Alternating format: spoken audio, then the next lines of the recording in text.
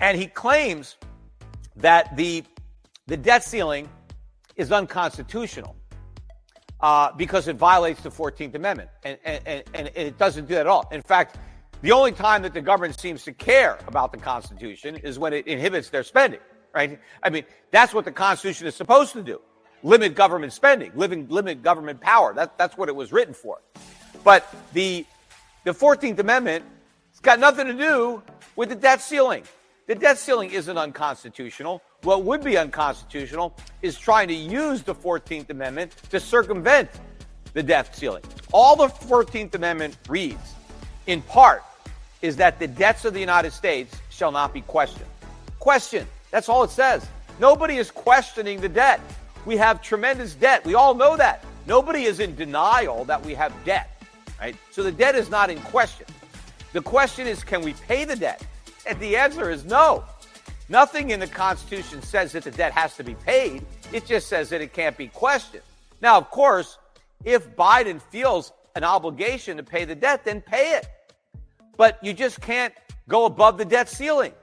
We have a limit. We have a legal limit on the amount of debt the government is able to take on. That's not unconstitutional. And if the government wants to pay the interest on its debt, there is nothing stopping them from doing that. The debt ceiling isn't stopping them from doing that. The government has plenty of money to pay the debts. If they don't pay the debts, it's because they chose not to. They chose to prioritize some other expenditure over paying interest on the national debt. So it's got nothing to do with the 14th Amendment. It's got nothing to do with the debt ceiling. It's got to do with Congress's refusal and the president's refusal to cut any government spending, right? Or to raise taxes on the middle class, which I still don't even think would be enough to cover this. So they make up this BS that, well, we're just going to have to default if we don't raise the debt ceiling.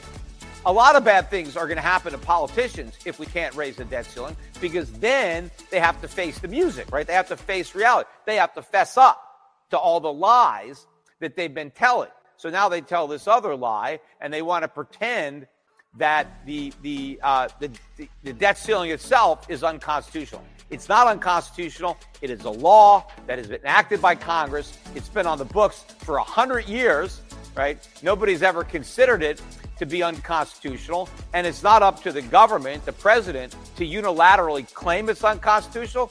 He can't do that, right? Somebody would have to sue, and it'd have to get into the Supreme Court for something. But of course, that's not going to happen, because there's nothing unconstitutional about limiting the amount of debt the government can take on. We're not questioning the existing debt. We know the debt is there.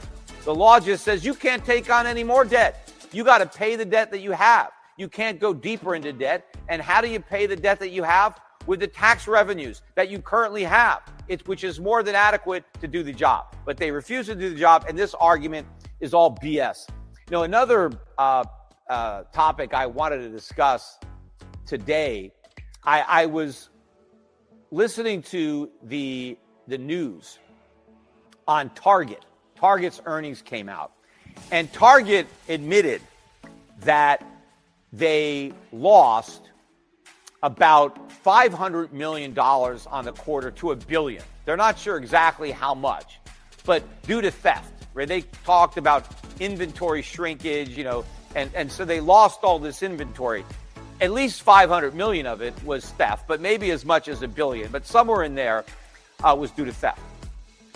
Now, it's obvious, right, what's happening, right? We have all of this lawlessness, following, the Black Lives Matters, George Floyd, all those protests where all the police just, backed away from enforcing the law and basically let it be known that shoplifting wouldn't be prosecuted. And the police basically stood down, giving the criminals carte blanche to commit crimes, knowing that they're going to get away with it. And so it's not a surprise that we have a crime wave. In fact, I predicted this crime wave years ago, that this was going to be the obvious consequence of, defunding the police, or the police basically afraid to go after criminals, right? So we sent out invitations to criminals to commit crimes. Why are we surprised that these criminals have accepted those invitations and are now committing crimes. But Target doesn't want to admit that. They don't want to be called racist, I guess, or they want to be politically correct. So in their earnings report, they don't mention anything about this. There's only one reason that they came up with that I heard of. I mean, if there's another one, I mean, it didn't make it into the news reports that I listened to.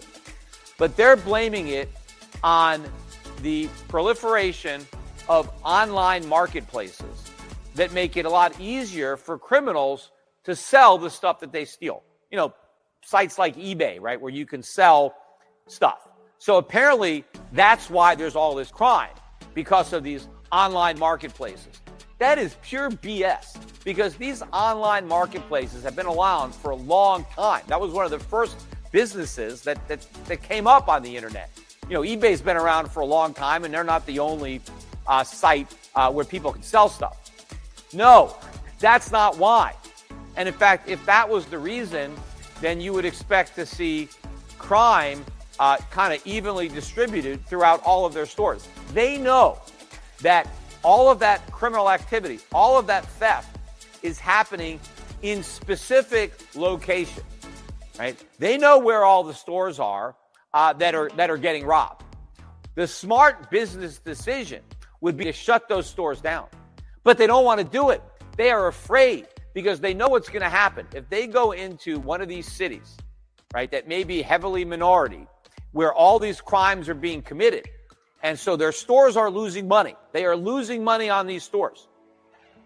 But if they shut them down, they are going to be the subject of all kinds of protests. They're going to be accused of racism or whatever they're going to get accused of. I've already played clips, or I've watched clips where that has happened, when stores have been closed. I mean, it was Walmart, whoever it was closing some of these stores because there was so much theft, and there was a huge protest. How dare you do this? These are our stores. How dare you close them? As if, you know, the public owns the stores. They don't. These are businesses. They are there to make a profit. And if they can't make a profit because all of their inventory gets stolen, then they should close down. But they're not closing down. So they're saying they're trying to introduce different ways that they can cut back on theft. None of it's going to work. The theft is going to continue because there's nothing they can do about it in the current political environment in these communities. And so what's going to end up happening if a company like Target, and Target stock was down about 4% today, not actually that big a move. I mean, I think the stock should be down more than that. And maybe it will be over time, because I think that, you know, they're in trouble here. But they're going to have to keep these stores open, and the merchandise is going to keep getting stolen, and so they're going to keep losing money on these stores. Now, let's say they just raise prices in these stores to offset all the money they lose at those stores. Well, they're going to have outrage again. Well, you're price gouging the customers who can least afford it, right? This isn't fair. Why are you raising prices in these neighborhoods? Maybe the neighborhoods would be more African American. They'll say, "Oh, you're discriminating. You're charging African Americans more. But how come you're not raising prices over here where there's white customers?" Right? So they don't want to do that. They're going to end up having to raise prices on all their stores everywhere in order to cover the losses on these stores that they don't have the guts to close because they don't want to be politically incorrect. And so everybody is going to end up paying higher prices all over the country at every Target to cover all the theft that is taking place at stores that they should close, but they're not closing. And so then that's going to give their competitors an advantage, because if I'm not Target and I'm opening up a store near Target, maybe I can offer lower prices because I don't have to make up for the losses on stores where I'm losing a lot to theft because I don't have a store in those locations.